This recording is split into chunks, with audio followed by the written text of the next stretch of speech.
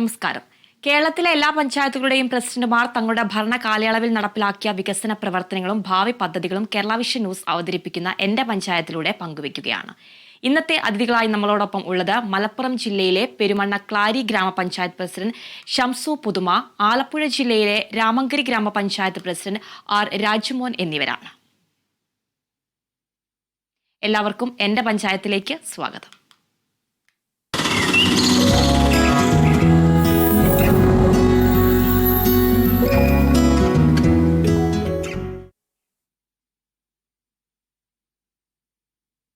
ഇന്ന് എന്റെ പഞ്ചായത്ത് ആദ്യം പോകുന്നത് മലപ്പുറം ജില്ലയിലെ പെരുമണ്ണക്ലാരി പഞ്ചായത്തിന്റെ വികസന പ്രവർത്തനങ്ങളിലേക്കാണ്.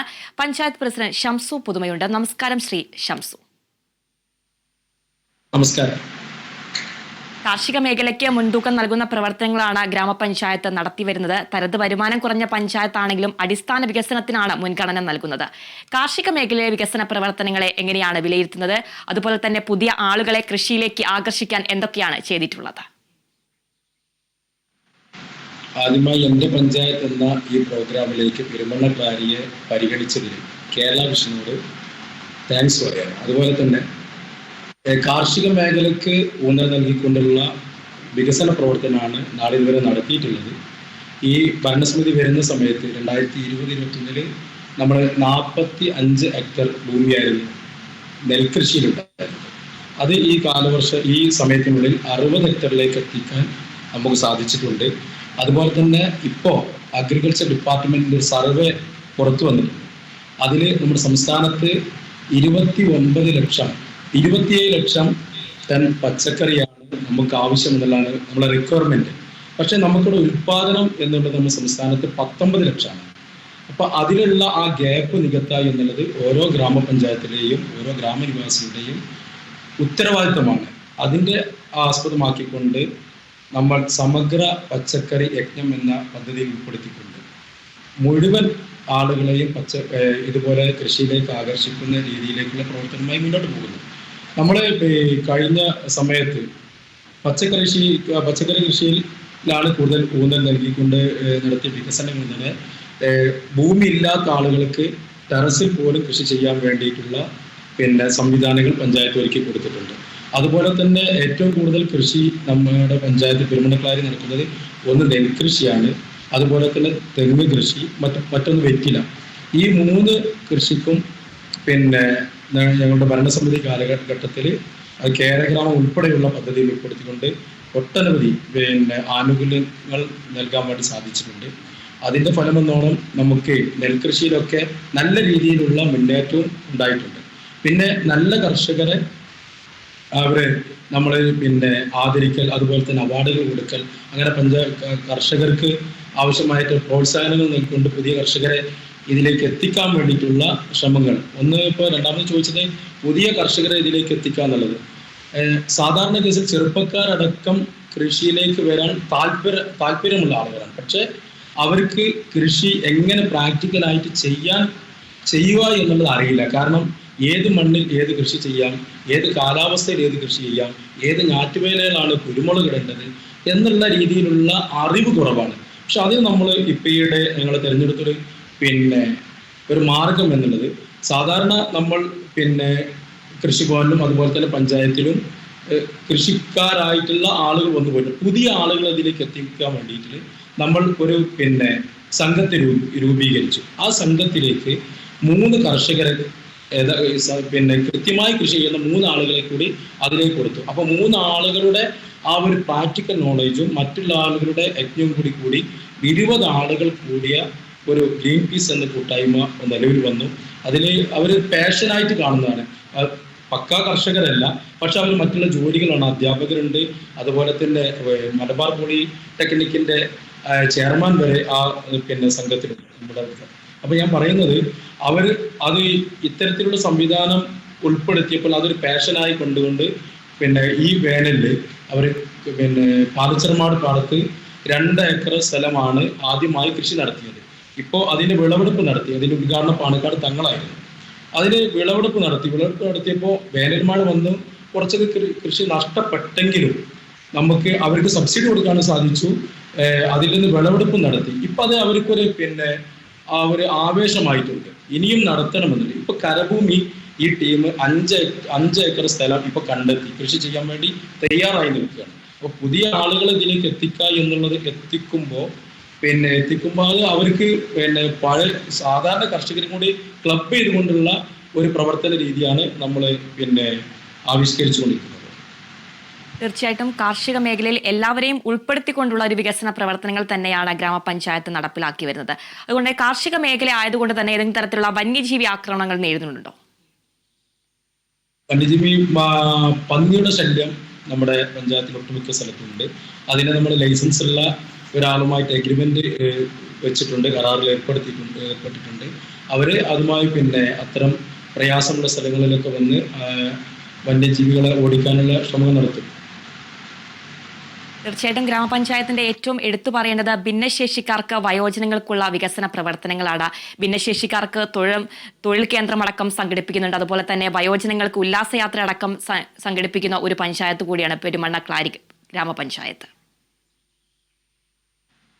അതെ, തൊഴിൽ കേന്ദ്രം എന്നുള്ളത് പെരുമണ്ണക്ലാരി എന്നല്ല, മലപ്പുറം ജില്ലയിൽ എൻ്റെ അറിവിൽ സംസ്ഥാനത്ത് തന്നെ ആദ്യമായിട്ടാണ് ഒരു തൊഴിൽ കേന്ദ്രം ബ്ലൈൻഡ് പ്രദേശനാണ് ഈ തൊഴിൽ കേന്ദ്രം നമ്മളിവിടെ കൊണ്ടുവന്നിട്ടുള്ളത്. അതിന്റെ ഉദ്ഘാടനം അടുത്ത ദിവസം തന്നെ നടക്കും. ബ്ലൈൻഡ് പ്രദേശ് അവർ ഹീറോ സൈക്കിൾ കമ്പനിയുമായി നമ്മൾ സംസാരിച്ച് കഴിഞ്ഞിട്ടുണ്ട്.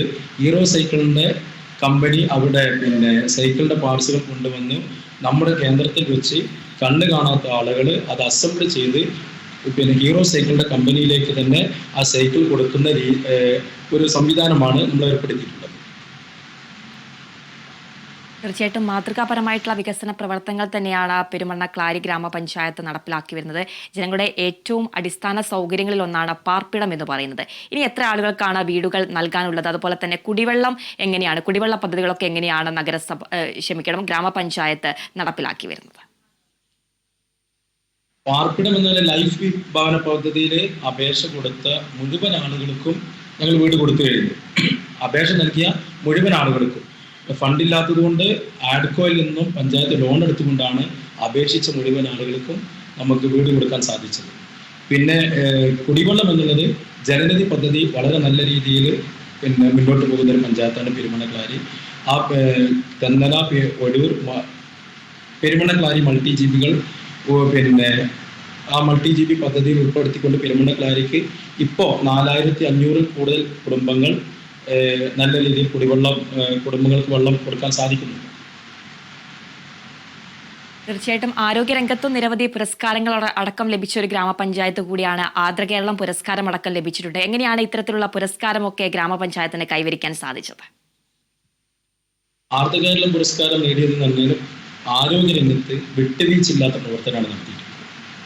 ആ ആരോഗ്യരംഗത്ത് ആരോഗ്യ ചെയർമാന്റെ നേതൃത്വത്തിൽ കൃത്യമായിട്ട് ഓരോ വിഷയം വരുന്ന സമയത്തും ഇപ്പോൾ മഞ്ഞപ്പിത്തം, അതുപോലെ തന്നെ മുണ്ടിനീര്, ഇതുപോലത്തെ പാൻഡമിക് രോഗങ്ങൾ വരുമ്പോൾ അതാത് പ്രദേശത്ത് ക്യാമ്പ് ചെയ്തുകൊണ്ട് അവിടെ ഉള്ള ആളുകളെ വിളിച്ചുകൂട്ടി. ഇപ്പോൾ കഴിഞ്ഞ ഇതിൽ മഞ്ഞപ്പിത്തത്തിന്റെ വിഷയം ഉണ്ടായിരുന്നു. 140ഓളം ആളുകളുടെ ബ്ലഡ് ശേഖരിച്ചു, അത് ലാബിലേക്ക് അയച്ചു.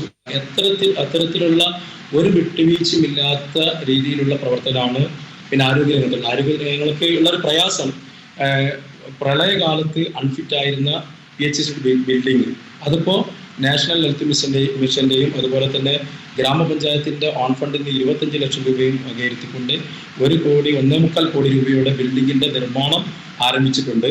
അടുത്തിടെ തന്നെ നമുക്ക് PHC നല്ല രീതിയിലേക്ക് അതിൻ്റെ പ്രവർത്തനം നടത്താൻ സാധിക്കും, അതിന് ഉദ്ഘാടനം നടത്താൻ സാധിക്കും. ആശാ വർക്കർമാർ, അതുപോലെ തന്നെ മറ്റാരോഗ്യ പ്രവർത്തകർ, പാലിയേറ്റീവിൻ്റെ 200ഓളം രോഗികൾ പാലിയേറ്റീവിൽ നമ്മൾ അവർക്ക് മരുന്നും അതുപോലെ തന്നെ ആതുര ശുശ്രൂഷയൊക്കെ നൽകിക്കൊണ്ടിരിക്കുന്നുണ്ട്. തീർച്ചയായിട്ടും മാലിന്യമുക്ത പഞ്ചായത്താണ്. മാലിന്യ സംസ്കരണം എങ്ങനെയാണ് ഏകോപിപ്പിച്ച് നടപ്പിലാക്കുന്നത്? മാലിന്യമുക്തം നമുക്ക് MCF ഉണ്ട്, അതുപോലെ തന്നെ RRF ഉണ്ട്, മിനി MCFകൾ സ്ഥാപിച്ചിട്ടുണ്ട്. ആവശ്യമായവർക്ക് ബൂത്തുകളുണ്ട്. 25 അംഗ ഹരിത കർമ്മസേന അംഗങ്ങളുണ്ട്. അവർ അവരുടെ ഡോർ കളക്ഷൻ 100% എല്ലാ വീട്ടിലും പോകും. ഇപ്പോൾ കഴിഞ്ഞ റിവ്യൂ മീറ്റിംഗിലെ കണക്കനുസരിച്ച് ഇതുവരെ നമ്മുടെ പഞ്ചായത്തിൽ നിന്നും 3 ലക്ഷം ടൺ പിന്നെ വേസ്റ്റ്, പ്ലാസ്റ്റിക് വേസ്റ്റുകൾ നമ്മൾ പഞ്ചായത്തിൽ നിർമ്മാർജ്ജനം ചെയ്തിട്ടുണ്ട്. തീർച്ചയായിട്ടും വിവിധ മേഖലകളിൽ നിരവധി വികസന പ്രവർത്തനങ്ങൾ തന്നെയാണ് പെരുമണ്ണക്ലാരി ഗ്രാമപഞ്ചായത്ത് നടപ്പിലാക്കി വരുന്നത്. കേരളത്തിലെ 2ാം സ്ഥാനം, റവന്യൂ കളക്ഷനിൽ 2ാം സ്ഥാനം ലഭിച്ച ഒരു പഞ്ചായത്ത് കൂടിയാണ്. അതുപോലെ തന്നെ ഈ വഴിവിളക്കുകൾ എങ്ങനെയാണ്, ഗ്രാമീണ റോഡുകളൊക്കെ നടത്തിപ്പ് എങ്ങനെയാണ്, അതുപോലെ തന്നെ വഴിവിളക്കുകൾ വൈദ്യുതി നിരക്ക് വർദ്ധിക്കുന്ന ഒരു സാഹചര്യമൊക്കെ ഉണ്ട്. അതിനുവേണ്ടി എന്തൊക്കെ പ്രവർത്തനങ്ങളാണ് ചെയ്യുന്നത്? ഗ്രാമീണ റോഡുകൾ, ഒട്ടുമിക്ക ഗ്രാമീണ റോഡുകളും ഗതാഗത യോഗ്യമാണ്. നമ്മുടെ പഞ്ചായത്ത് ഏറ്റെടുത്ത റോഡുകളൊക്കെ തന്നെ ടാറിങ്ങിലായിട്ടും പിന്നെ വെള്ളക്കെട്ടുള്ള സ്ഥലങ്ങളിലൊക്കെ കോൺക്രീറ്റ് റോഡുകളൊക്കെ ആയി വളരെ നല്ല രീതിയിൽ മനോഹരമായ റോഡുകൾ സ്ഥാപിച്ചു കഴിഞ്ഞു. പുതിയ 100ഓളം റോഡുകൾ ഈ വർഷം ഞങ്ങൾ ഏറ്റെടുത്തിട്ടുണ്ട്. ഈ 100ഓളം റോഡുകൾക്ക് അതിൽ 75% റോഡുകളും ഈ 25-26 സാമ്പത്തിക വർഷത്തിൽ പദ്ധതി വച്ചിട്ടുണ്ട്.